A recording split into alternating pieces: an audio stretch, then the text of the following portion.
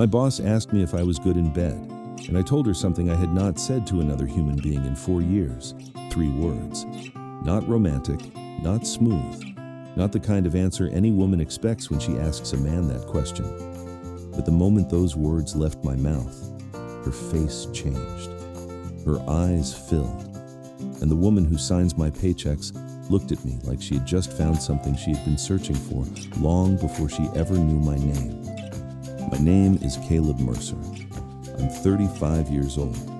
I work as a facilities technician at one of the most prestigious architecture firms in Asheville, North Carolina. I fix the pipes, the wiring, the heating, the lights. I'm the lowest man on the payroll in a building full of designers who see their names in magazines. Nobody looks at the man replacing a ceiling tile the same way they look at the man who designed the ceiling. But my boss does. She looks at me like I am the only thing in the building she cannot figure out. Her name is Nora Ashford. She is 36, managing director. Her last name is etched into the glass above the lobby door. She runs a firm her father built from nothing, and half the partners think she earned her title, but the other half think her last name did. She is the most powerful woman in every room she walks into, but I have watched her eat lunch alone behind a closed door every single day for 8 months. She is brilliant, respected, and afraid of something she will not name. I have been invisible to her since the day she arrived. 8 months of adjusting the temperature outside her office because I noticed she keeps a sweater on her chair. 8 months of fixing things she never asked me to fix and disappearing before she could say thank you. 8 months of watching the most guarded woman I have ever seen carry a weight I recognized because I carry the same one. But she is my boss, and I am the man who fixes her toilets. There is something I have not told anyone in this building. Something about who I used to be before I put on this maintenance uniform and decided I did not deserve more. Something about a wife who walked out a door 4 years ago while I said 3 words to her back that she never turned around to hear. So when my boss looked at me on that porch in the mountains and asked if I was good in bed, I did not laugh it off. I did not deflect. I told her the thing I had not said in 4 years. And what she did next changed everything I believed about myself, about love, and about what it means to finally be seen by someone who was never supposed to look. But why would a woman like Nora Ashford ask her facilities technician that question? What had she been watching for 8 months that made her believe the man who fixes her pipes might know something about intimacy that no one else did? What are the 3 words Caleb said that broke something open between them? And what is the secret he is hiding that could either give him back the life he lost or destroy the only connection that has made him feel alive since the day his wife walked out and never looked back? The architects in this building design museums and hospitals and award-winning homes. They see their names printed in glossy magazines. I see the inside of air ducts and the underside of conference tables. I fix what is broken, I adjust what is off. I make spaces feel the way they are supposed to feel. And then I disappear before anyone notices I was there. But I was not always this man. 4 years ago, I was a licensed architect. I had a desk, a drafting program, a title, and a wife named Elena who loved me more than I knew how to receive. Elena did not leave me for another man. She left because she said loving me was like pressing her hand against glass. She could see me in there, but she could not reach me. I grew up watching my father show love by fixing the gutters at midnight and never saying a word about how he felt. I inherited that silence. I loved Elena and repaired faucets and rewired outlets.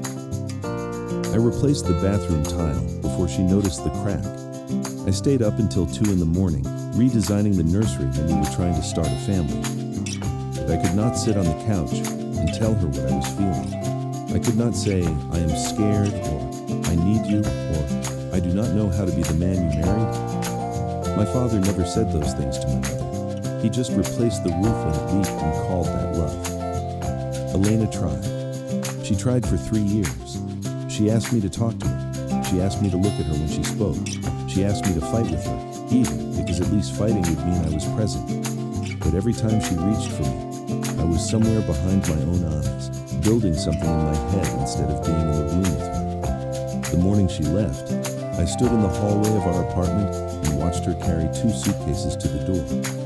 She turned around one last time. Her eyes were dry. That was the worst part. She had already done all her crying in the months before. "I love you, Caleb," she said, "but loving you is like pressing my hand against glass. I can see you, but I cannot reach you, and I'm tired of knocking." She opened the door. I opened my mouth. "I'm right here," I said. She paused with her back to me, hand on the doorknob. Then she walked through it and closed it behind her, and the sound of that latch catching was the last real sound I heard for a long time.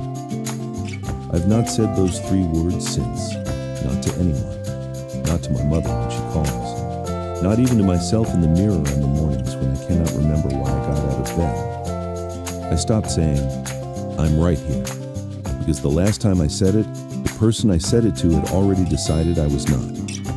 After Elena left, the firm downsized. I lost my position, I lost my confidence, and I lost the belief that I had anything to offer another person beyond a functioning thermostat. I took the facilities job because I could still be near architecture without having to be someone. Fixing toilets felt honest. I could not hurt a toilet's feelings by being too quiet. That was 4 years ago, and I had made peace with being invisible. At least I thought I had. Until Nora Ashford walked into this building and made me realize that being unseen is only painless when there is no one you want to be seen by. She arrived 8 months ago, took over from her father. The first time I saw her, she was standing in the lobby on a Monday morning, completely still while everyone swirled around her. Dark blazer, shoes that clicked on the concrete with a sound that meant business. Her hair was pulled back tight. Her posture was the kind of straight you only see in people who learned early that standing tall was the only way to survive a room full of men who wanted to see them sit down. She looked up.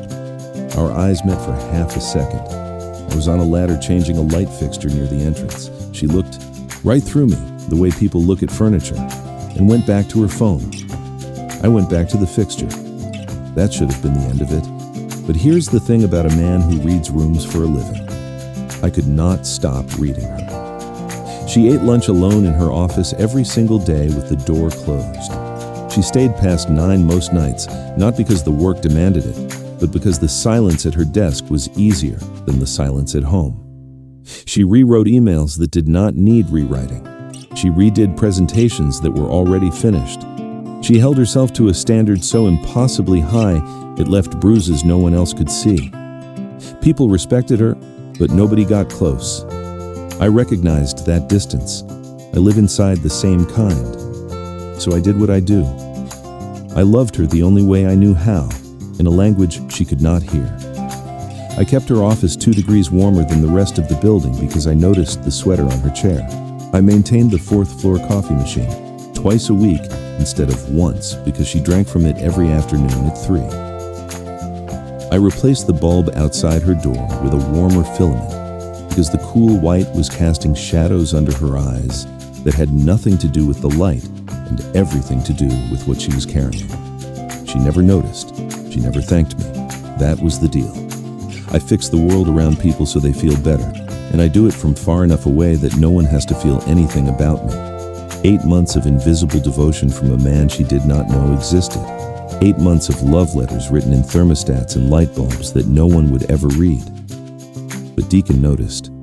Deacon Holt, 58, the building's senior security guard, retired Marine, 11 years at the front desk. He was the only human being who saw me clearly enough to be annoying about it. "You are walking different," he said one Tuesday morning, setting a coffee on my workbench the way he always did without being asked. I walked the same. As always. "No, sir. You used to walk like a man heading to his own funeral. Now you walk like a man who remembered he has somewhere to be." "I have a clogged drain on the 2nd floor, Deacon." "That's not what I mean, and you know it." I knew it. But knowing something and doing something about it are 2 different languages, and I only speak one.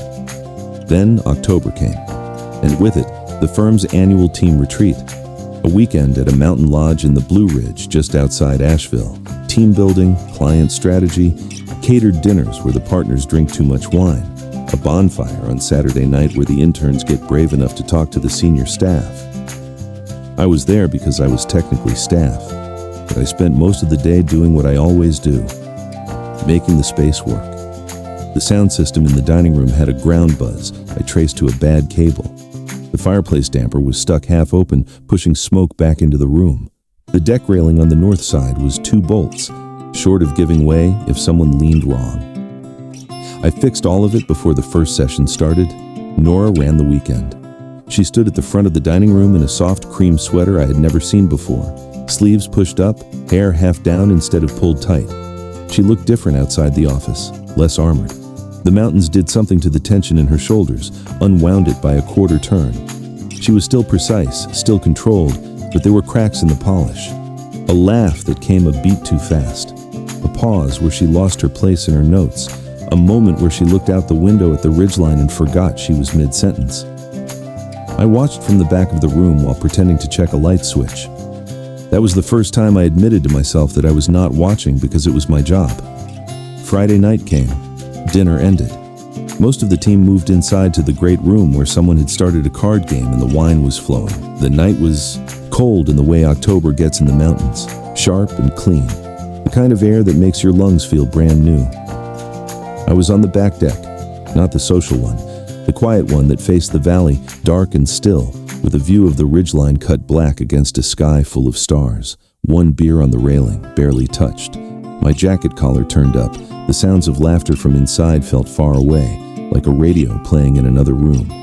The glass door behind me opened. Soft footsteps, the scent of something warm. Not perfume exactly, more like whatever lotion she used, something with vanilla and cedar that I had no business noticing and noticed anyway. "You disappear well," Nora said. I did not turn. "Practice," I said. She stepped up to the railing about 4 feet from me, close enough to talk, far enough to pretend it was just 2 coworkers sharing a view. She held a glass of red wine with both hands, the way people hold things when they need something to do with their fingers. "I've been watching you all day," she said, and then immediately added, "That sounds worse than I mean." "Depends on what you saw," I said. "I saw you fix the deck railing this morning, the one on the north side. You were out there before anyone was awake. It was 2 bolts loose. You also fixed the sound system and the fireplace. And I am fairly sure you rearranged the dining room chairs so the tables by the window were angled away from the afternoon glare."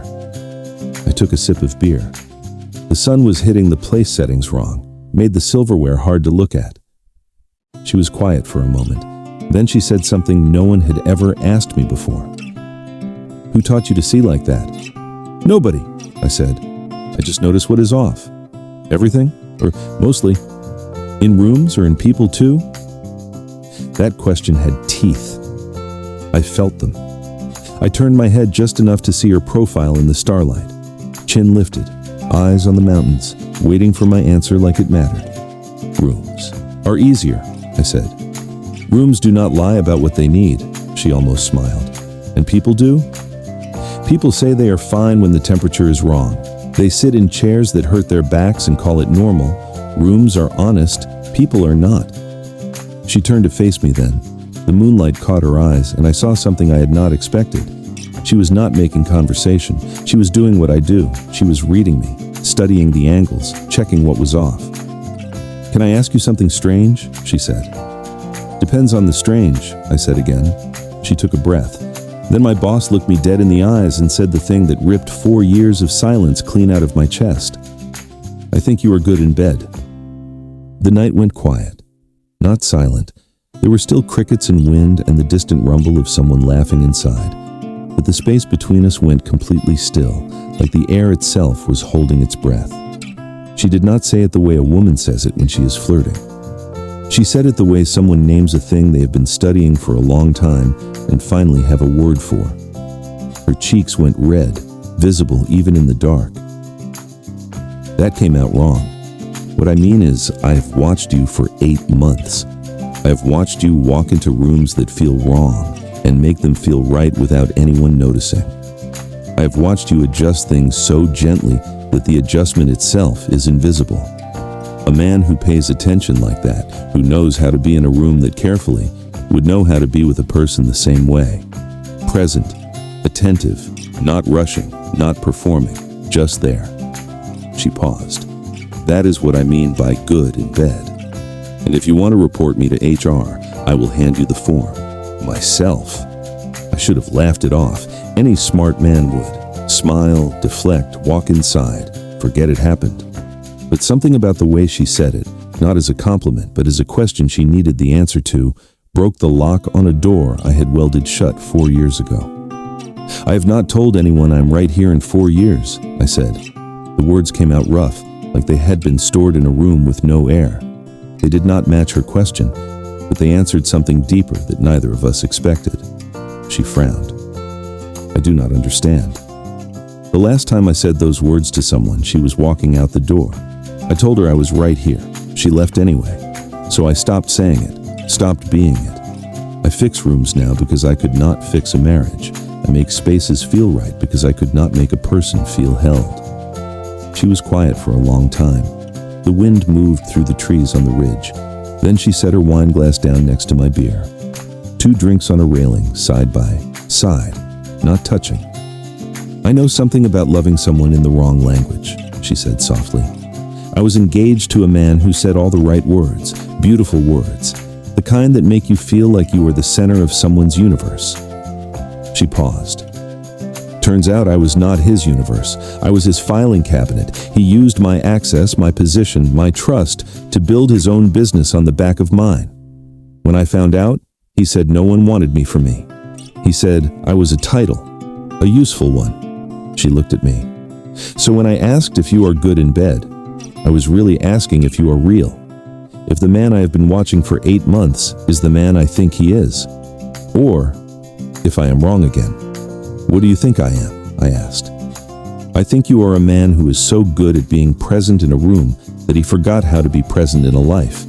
And I think that terrifies you, because being present with a person means they can leave. And last time that happened, you did not recover. Nobody had ever said anything that accurate to me.